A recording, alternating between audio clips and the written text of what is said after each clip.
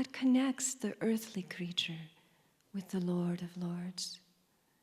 In your opinion, that by means of which you move and attain liberation is the soul, then what use is it to put the soul in your hand, ready to give it away?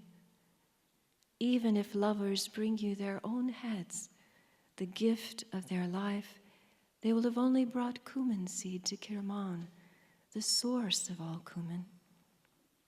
What is it worth to bring cumin to Kirman? What renown will it bring?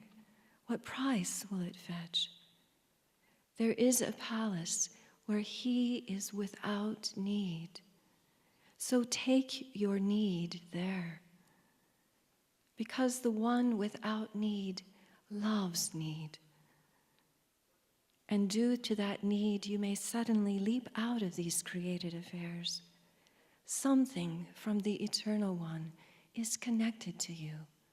It is love.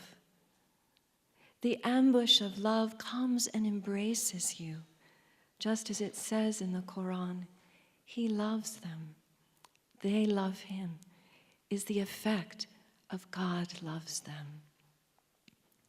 Then you will see the ancient Eternal One through the ancient Eternal One, because he perceives all vision. This is the entirety of the words that do not end and will not end until the day of resurrection. Shams reminds us of the Hadith Qudsi. La ilaha illallah, there is no God but God is my fortress. Whoever takes refuge in my fortress becomes secure. He says, whoever goes into this fortress of oneness, he didn't say, whoever only says the name of the fortress. To say the name is easy. You may say, I've entered the fortress or I've gone to Damascus. But if it were just a matter of the tongue, in an instant you could ascend from earth to the heavens or to the empyrean and the throne.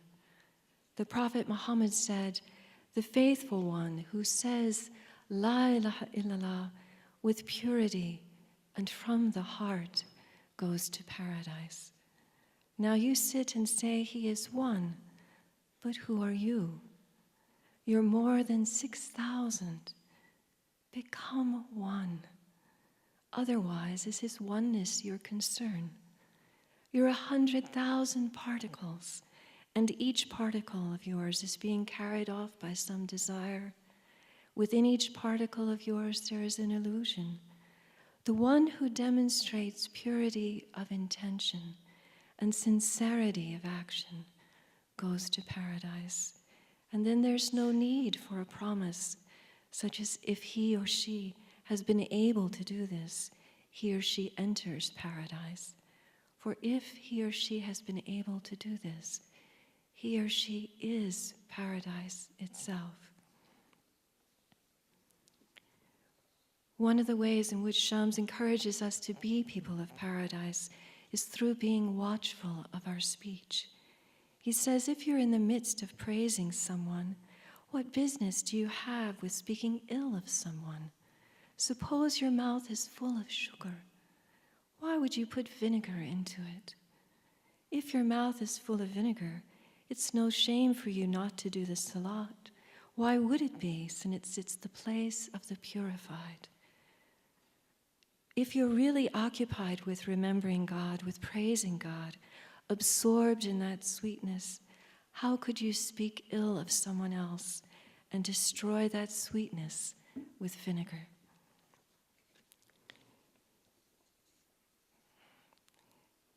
He reminds us that, as Imam Ali said, the tongue is a treasure, but also an endless disease.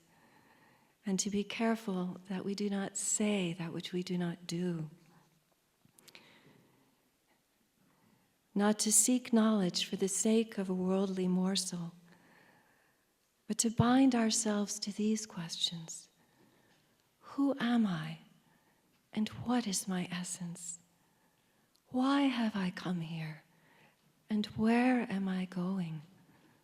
Where am I rooted? What am I involved in right now, and towards what should I turn my face?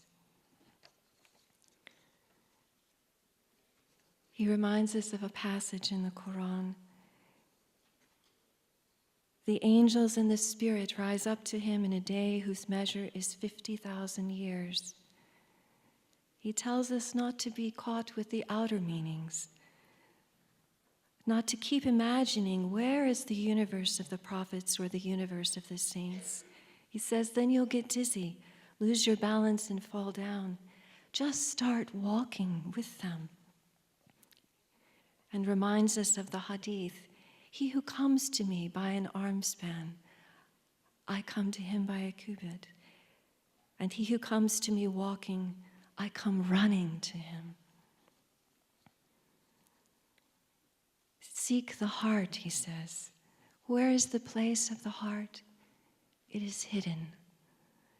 But the moment the bright light of the truth reflects upon the heart becomes joyful. Then in a moment that light disappears, but many times it happens like this, so that the heart might become a heart. It burns, and many times the heart gets broken until it melts, and only God remains.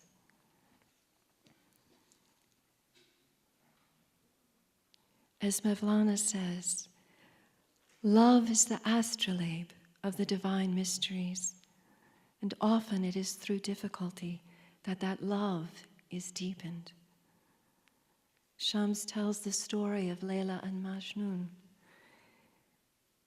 He mentions how Harun al-Rashid, the famous Abbasid emperor, said one day, "Bring Layla to me, that I might see her just once." Majnun has fallen into total difficulty because of his love for her. And from east to west, lovers have made the story of their love their mirror. After spending lots of money and many sly ruses, they managed to bring Layla. They placed her into a secluded room in the palace of the Caliph Harun al-Rashid. In the evening, the Caliph came to that room. Candles had been lit. He looked carefully at Layla for some time. Then for some time he sat with his head bowed. Finally he said to himself, "Let me make her speak. Perhaps she becomes more beautiful when she speaks." He turned his face to Layla and asked, "Are you Layla?" "Yes, I am Layla, but you are not Majnun. The eyes that are in Majnun's head are not in yours. How can you see Layla with an eye with which you look at others, unless you wash it clear with your tears? Look at me with the eye of Majnun. One should look at the beloved with a loving eye, because he loves them. But the problem is that they don't look at God with a loving eye. They look at God with the eye of knowledge, or from the viewpoint of gnosis or philosophy. But to look with the eye of love is another work altogether. The human being remembers often the one whom he or she loves, especially if that beloved is God. But who is able to remember him as he deserves to be remembered? We are remembering you all the time. We are filled with your love.